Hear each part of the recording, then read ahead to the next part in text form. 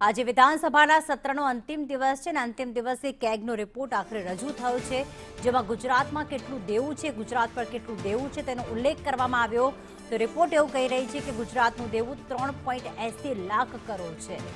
ગત વર્ષ કરતાં જાહેર દેવામાં 22,000 કરોડનો તોતિંગ વધારો થઈ ગયો છે।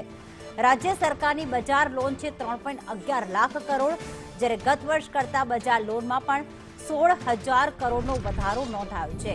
આ કેગના રિપોર્ટમાં સામે આવ્યું છે કે 22,000 કરોડની જે જાહેર દેવું હતું તે ગુજરાત પર વધી ગયું છે।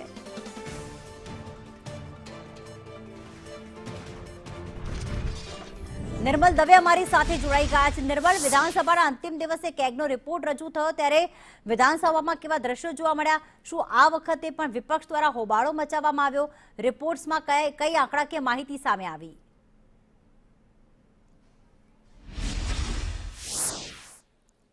जो विपक्ष सत्रनी शरूआत थई तेना थोड़ा दिवसों बादथी ज कही रह्युं छे के राज्य सरकारनुं देवुं सतत वधतुं जई रह्युं छे अने आजे ए वातनो स्पष्ट उल्लेख केगना रिपोर्टनी अंदर पण थयो छे। केगना रिपोर्टमां कहेवामां आवी रह्युं छे के गुजरात सरकारनुं देवुं 3.80 लाख करोड़ सुधी पहोंची गयुं छे, ज्यारे बजार लोन 16,000 करोड़ सुधी पहोंची छे। साथे ज केटलीक आंकड़ाकीय विगतो पण छे के जेमां आपणे जोई शकीए छीए के महसूली आवकमां सतत घटाडो नोंधायो होय ते प्रकारनी स्थिति छे। 4,208 करोड़नो महसूली आवकमां घटाडो नोंधायो छे, जे सौथी मोटी बाबत केगना रिपोर्टमां उल्लेख करवामां आवी छे। साथे ज महसूली पुरांत छे ते पण 43.41% घटी छे। आम जोईए तो सरेराश जे पुरांत होवी जोईए तेना करता जे घटाडो नोंधायो छे ते एक चिंताजनक बाबत केगना रिपोर्टनी अंदर छे।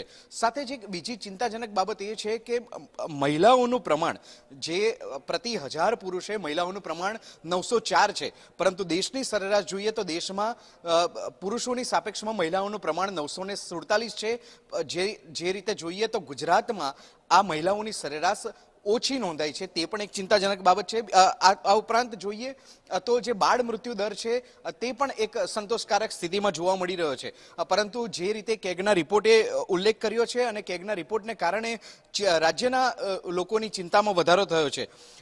જ્યાં વાત કરવામાં આવે તો શહેરી વિસ્તારની વસ્તી 50.29% નોંધાઈ છે, જે રાષ્ટ્રીય સરેરાશ કરતા 35.70% વધારે જોવા મળી રહી છે। આ ઉપરાંત ગુજરાતની વસ્તી ગીચતા છે જે 373 નોંધાઈ છે અને જે રાષ્ટ્રીય સરેરાશ કરતા 430 જેટલી ઓછી છે।